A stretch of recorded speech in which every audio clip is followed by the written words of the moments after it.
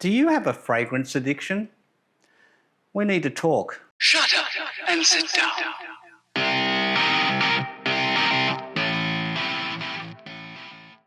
Okay, before we go on to fragrance addictions, let's talk about the scent of today. And today's scent is the completion of, I think, in my mind, a trilogy of big ocean scents.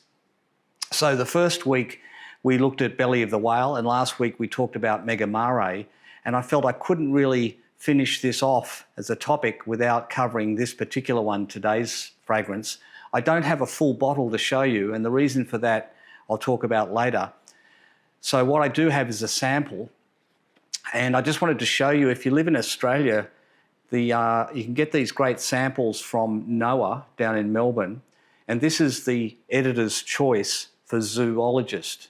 Zoologist is one of my favourite perfume houses, and they basically, all of their perfumes, and there's quite a lot in their portfolio, they've all been created to evoke the smell of an animal or the animal's habitat. And so today's one is Portuguese Man O War, and it was released last year, 2025, so it's the most recent release from the house. I've only got the sample bottle here at the moment. And this one here is quite different in my mind to the rest of the portfolio of perfumes, in that I think this one is the least, in my mind, evocative of an animal or its habitat. I think that's because, if you think about it, Portuguese Man O War is a kind of like a jellyfish, and it really doesn't have a smell. So the creator of this perfume, Antoine Lie, he's left with, I guess, the habitat, and the habitat is the ocean, and that's a fairly nebulous thing. So I think what's happened here is his mind's wandered a little bit to the name and the whole idea of a warship. And so this one is quite different to the rest, and I really, really like it. So let's just put a little bit on, and I'll tell you what it smells like. You can't really talk about the atomizer here because it's a sample. Now, I can smell this in the air long before I put my arm up to my nose. This is a big ocean scent, again, like Megamare, but very different to Megamare. I thought at first maybe this was Zoologist's response to Megamare, but it's definitely not a clone or a flanker of Megamare. This is a great composition in its own right. So how this opens up,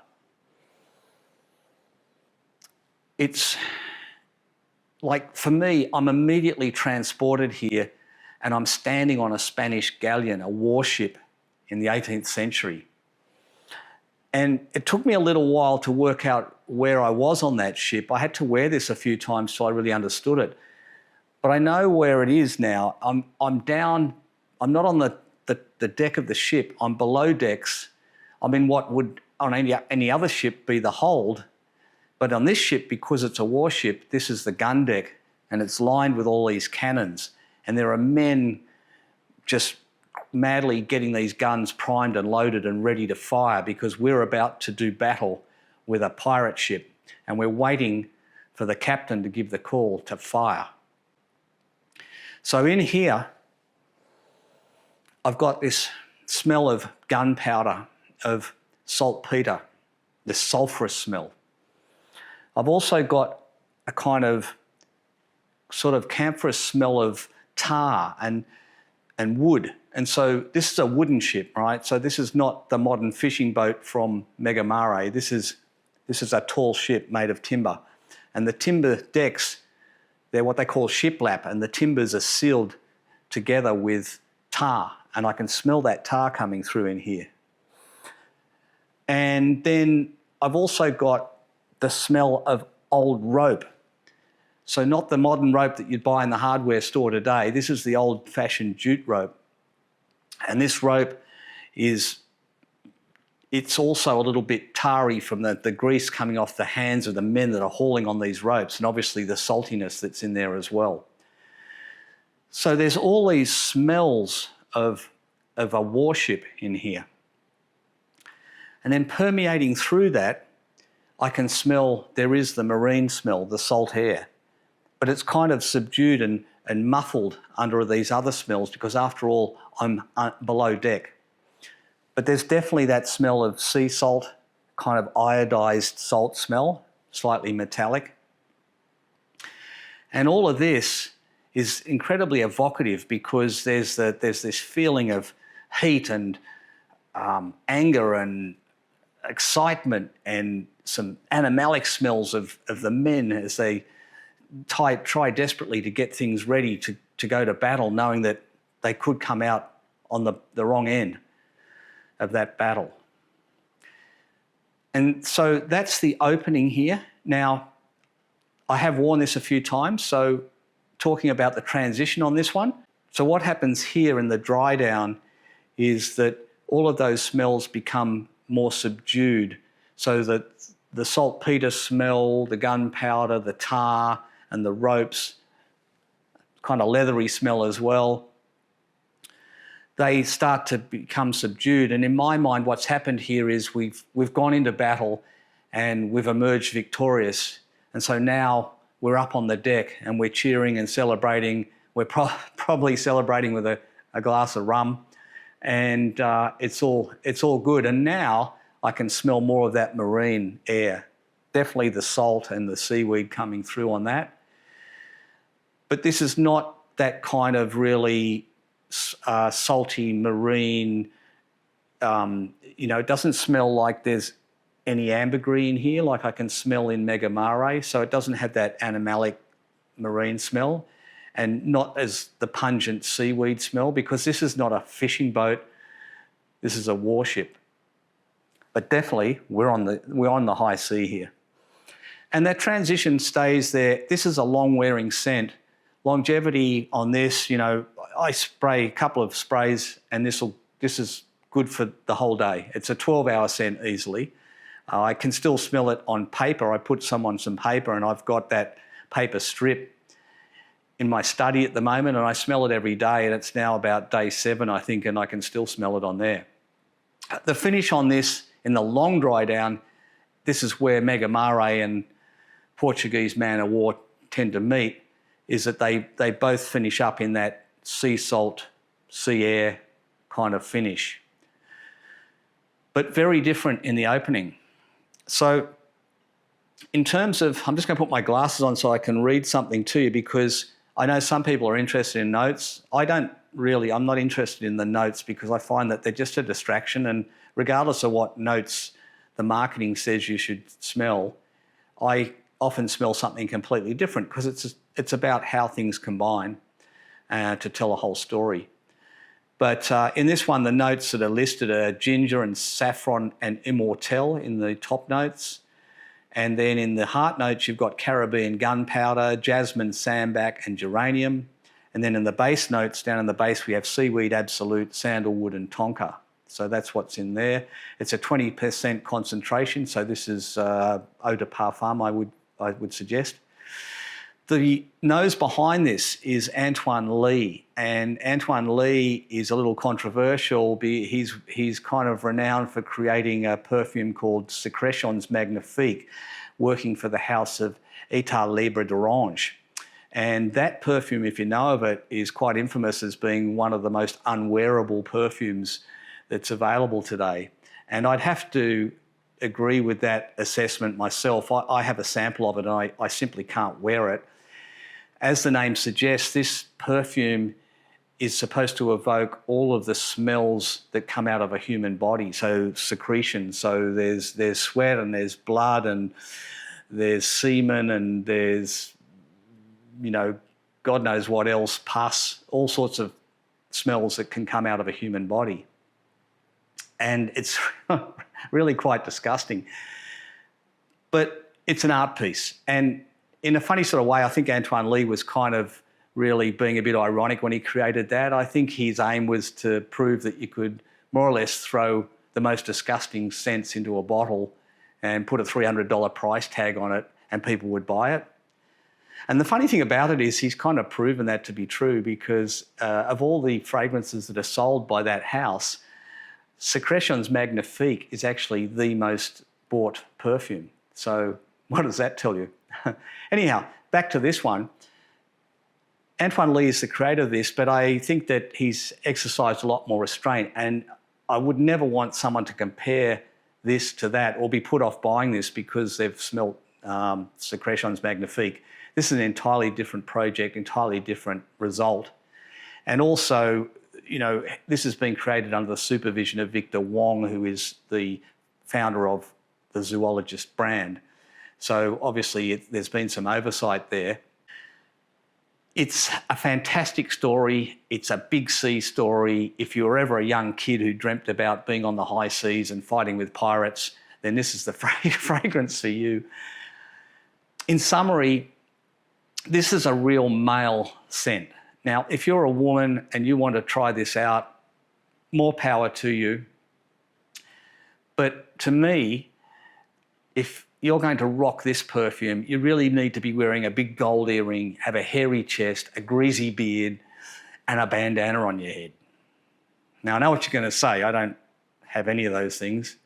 But hey, who doesn't like to cosplay, right? Okay, fragrance addiction. There's a lot of discussion about this in various YouTube channels. Many people have put material up about their fragrance addiction. And I just want to clarify what I think of when I think of a fragrance addiction. So to me, this is more a shopping addiction rather than a fragrance addiction. So if I told you that I was fully addicted to Portuguese Man O War and I've got to have it or I'm going to break out in a cold sweat if I don't spray it on myself every morning, that would be a fragrance addiction. But I think what these people are talking about is they're collectors, and their collecting has got a little out of control and they're no longer in control of their finances.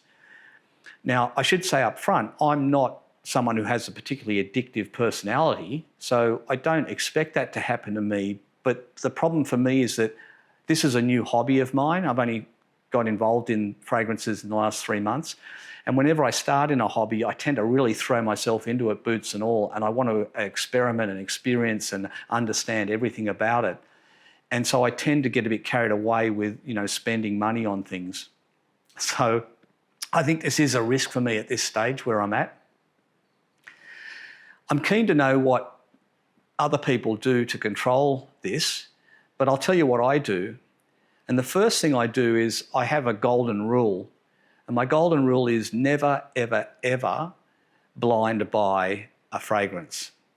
So I know people do that, and I think it's very brave of them, but I also think it's a bit crazy because you can read, well, like I just a little earlier read the notes for today's perfume, and you can think, wow, that sounds like exactly what I want.